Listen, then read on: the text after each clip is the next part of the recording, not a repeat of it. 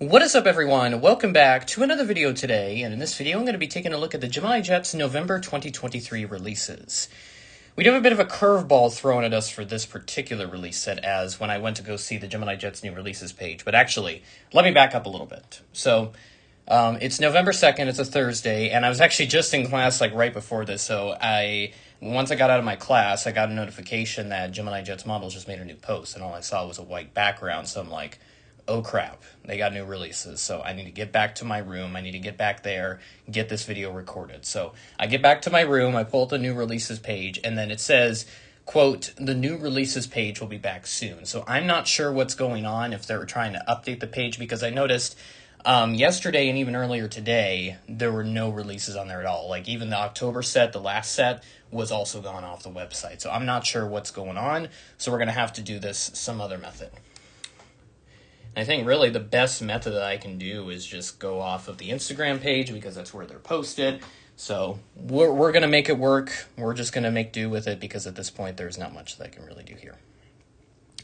All right, so we're on the Instagram page, and let's go ahead and check out our first release. And we do have Gemini Aces. This is the 1:72 scale U.S. Navy FA-18 Super Hornet Vandy 1, a nice dark color. It's not black. I'd say it's more like a dark gray than anything, but a very nice release right there.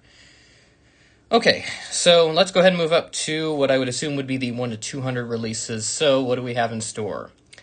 So I'm just going to go in the order of how they're presented on the Instagram post, so I apologize if this is a little jumpy here with how the order is, so I'm just trying to make do with what we have because the Gemini Jets new releases page is not available, but here we go. First 1 to 200 release, we have an American 787-8.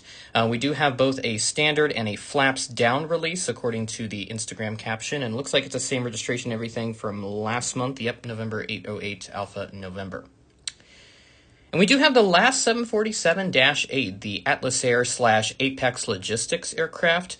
A bit of a disappointing final 748, according to some people, since it wasn't like a really special livery to commemorate the last 747 built, period. But they did add a little sticker. I think it was not on the left side, but on the other side, in honor of the creator of the 747. So that's about all they did.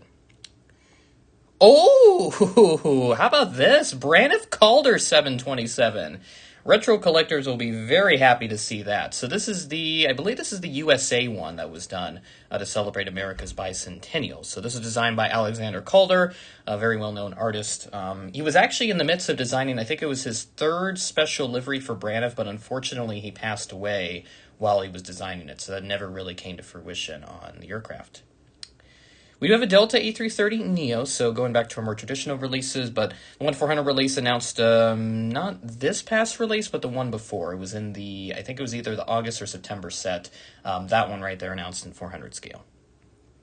And how about this? We got ourselves another new mold, the Embraer E195-E2, and the first release on it, very fitting that it's Porter since it is North American based. So very nice choice there by Gemini Jets, and hopefully that means we'll get some in 1 to 400 scale very soon. We have a Qantas Freight 767-300 Interactive Series, so nice to see that for the Australian collectors. I believe this is now their second 1 to 200 767 Interactive Series release. We do have the Spirit Airbus A320 Neo. This one is with the cockpit mask. I've gone ahead and made my choice to get the Gemini release for 400 scale. Got ourselves another United wide-body re-release. This one probably more needed than anything. A United 777-300ER. New registration, I believe. Yep, November 2352 uniform is the registration on this particular airframe. And we do have a UPS MD-11 Freighter interactive series. Another good choice for our U.S. collectors. And then our last release in 1 to 200 is a United States Air Force KC-135 from, I think this is Andrews Air Force Base. I can't see the tail banner necessarily because the Instagram photos, they compress them a lot, so the quality is reduced quite significantly. But I think that says Andrews there on the tail banner. Overall, a very solid 1 to 200 set, and especially for me being a retro collector, I'm very happy about that Braniff Calder. God, if only I had the money for that. Let's move on to our 1 to 400 releases. Our first one that we have here is an Avianca Taka Heritage Airbus A320. Very nice to see this, and NG Models has been doing all these Avianca Heritage aircraft as well. So now Gemini is starting to dip their toes into the water with this one. How about that? We got the Delta A319 in 1 to 400 scales, so good choice if you're looking to get more of them, as NG announced theirs just a couple months ago. I'll be getting the NG since they were first to do it, to replace my Aero Classics one. And this release here, this one I've heard was a predicted release by many collectors, the Emirates A350-900, as it showed up in, I believe it was Sam Chewy's video, detailing how Gemini Jets models are made in the factory. Lufthansa A380 in the new livery, or now what is the current livery essentially. They did modify the shade of purple, but that was very early on. So another good release there for the Lufthansa collectors. And there is Southwest's Emua 1 release, the 737 MAX 8, also known as like Hawaii 1 or Aloha 1. I've heard it be called that as well. But nice to see that from Gemini Jets if you're looking to pick that up, and if you haven't gotten the NG yet and somehow that's not available now.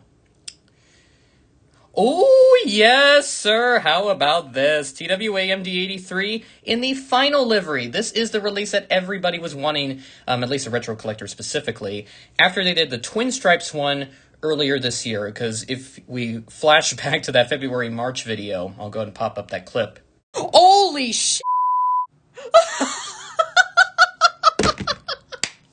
Oh my god, you gotta be kidding me. Oh my god, TWA MD-80, Twin Stripes, you are joking right now. Am I dreaming? What?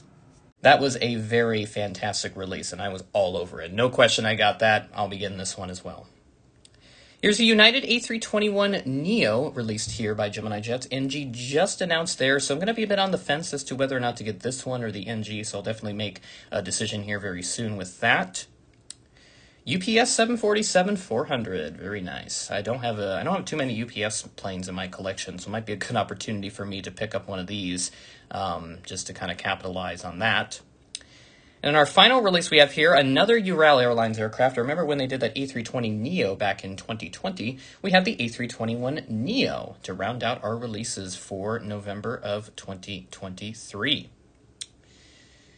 Yeah, so I don't think I'm going to be able to edit this video right away just because they still don't have the new releases tab up right now, because it still says the new releases page will be back soon. So I'm not sure how I'm going to be able to fully edit this video for the time being, because I won't have the usual tables that display all the new releases.